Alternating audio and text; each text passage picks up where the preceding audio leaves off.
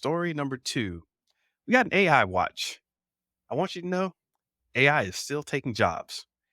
Thought AI was just messing around and it's just to make cute little pictures and hey, it's not really going to take anybody's job. I got a funny story for you here.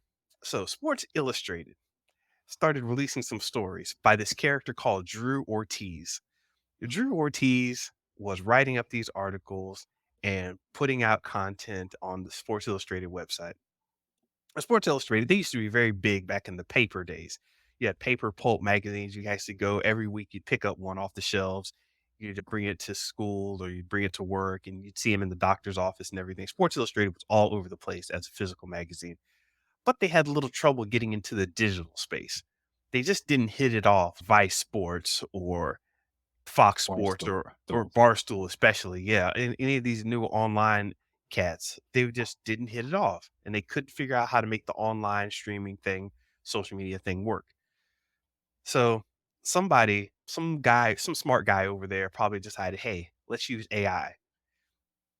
And how did they figure how did this whole story come about? Some journalists were poking around and they were like, "Huh, oh, this Drew Ortiz guy." You keep up with sports writers sometimes because they write one thing, you're like, "Okay, what does this person have to say about something else?" So they start looking up this Drew Ortiz guy, and they can't find much information on him in the real world, but they find a couple articles about him in Sports Illustrated. Some guy takes the initiative and looks up his profile picture on Sports Illustrated. This guy's Sports Illustrated picture comes from an AI generated stock photo site of generic neutral white male. And somebody actually found his same exact picture on the stock photo site and said, "Hey, wait a minute. This is the same picture. Is this Drew Ortiz? Who is Drew Ortiz?" They called Sports Illustrated. "Hey man, who's this Drew Ortiz guy?" And they didn't answer. They didn't acknowledge the question. They just kept on going about their business. They looked through the articles and they're like, "These articles are strange. Did AI write this?" And they're like, "No, we're not talking about this. We have nothing to say. No comment." And after a while, people did a little more digging. They found out that, yes, in fact, Drew Ortiz was not real. Um, it's just total fake. And it's ridiculous. Theo, before I go on, what do you have to say about this? Because this is nonsense to me. Yeah, it's hilarious, Mr. Benja. I mean, as one who watches sports, I remember Sports Illustrated. I don't know if you remember, once again, this old man corner. You remember back in the day, if you ordered the Sports Illustrated, you would get that little football phone. Do you remember that back in the day? Yeah, the football phone.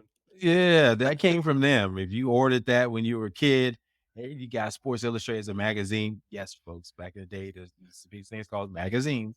You'll read the articles and stories and interviews of your favorite sports artists and sports professional. And yeah, man, Sports Illustrated was top of the line, man. It was before ESPN. Yeah, the Tyndall Flower. Yeah. I have actual Shout out. magazine here. Shout out. Yeah, and then you have ads and stuff. That was pre-internet, guys. But Sports Illustrated was big time when it came to sports and just learning about like characters like Michael Jordan and Joe Montana. But to have them not making the transition well to the new medium, which folks like ESPN did well, and then folks that evolved out of that, Ben Simmons created his own kind of sports conglomerate called The Ringer. But Sports Illustrated just never really did well with that. And they've been around, but it's not the same. To see them have to go to this length to stay relevant, they still are relevant in some ways. What do you know them mostly for? Their swimsuit issue, Yeah. right? So that's the only reason why they stay relevant every year. But in between time, what do they do? And it seems like they're shenanigans with this, yeah, AI. And so I did deep dive into it. It looks like two senior executives were fired because of this. And, obviously they had to, somebody had to go down for this. Is it journalism? Yes. It's not the top line. It's not, you're not looking at something on a scale of Wall Street Journal or New Yeah. York Times, but it's definitely something that needs to be aware of and needs to be, they can't do shenanigans like that. So we'll see where this all goes, Mr. Benja. But my take on it is we have to make sure that people are adhering to what AI can do and can't do and making sure you're telling stories that are true. And I hope this is not Yeah. a portent for more stuff to come out where we find out a lot of these stuff, a lot of these Well, stories, and people are not real. yeah, I think that's the thing, lying and saying that that the story didn't come from a real person. and you expect that in sports. But this is actually AI has been seeping into journalism for a while now. A lot of the pictures that they use, the custom illustrations, they've started replacing those with AI illustrations. Instead of finding an artistic illustrator or finding a photograph, they'll just do an AI illustration. And on the content side, if you go to MSN, they do plenty of stories now generated by AI. And they tell you right at the top, hey, this is just AI generated information. We're not trying to write a story. We're just saying this is AI generated information. And it'll be something like, yeah, the weather in Florida was hot today. Expect this and that. Nobody needs to write a weather report. I'm going to piss off some weatherman or meteorologist out there, but too bad. No one cares. It's hot. It's going to rain. Look out for wind. And I heard there was a mongoose on the loose. That's your weather report. You don't need it. It's just information. Yeah, it's out there taking jobs. And I'm looking at the notes here. I didn't see this one, but Goldman Sachs, the potentially large effects of how did this one go, Theo? Yeah, they estimate 300 million jobs are gonna be gone from AI, right? Or eliminated. And so Mm, this is along those lines that we talked about this before. AI, we thought was coming for those blue collar workers, right? The factory workers, they're gonna have robots picking up boxes and stuff for us. Nah, dog. They coming for the creatives, man. They coming for people like you, Mr. Benja, the artists, the writers, the ones who create art and create stuff for us, man. The AI is coming for those jobs. And they're saying roughly that's going to be about 300 million jobs that could be affected or eliminated due to AI.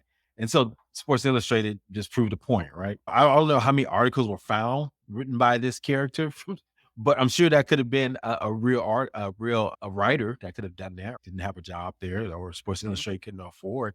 And also, one thing I just brought up to my mind that vaunted Sports Illustrated. What's to say they can't make up a model or two, right? Once the AI gets Yeah, really good and create an image of just a new model from Brazil, right? You've never seen her before. yeah, there are plenty of those out there. And we mentioned this before. There are virtual models out there that companies actually hire to put clothes on, to put products in the hands of. And what's weird is if you go to Twitter or Instagram, sometimes these AI generated virtual characters will talk to each other. I think it's automated. It's, "Hey, this person mentioned you, say hi back to them," or whatever, and there's a little bit of a person behind the scenes saying, "Say this in your voice," or whatever, but still, it's very weird. I don't know how much we need to s else we need to say on that, but it's just a weird state. Definitely.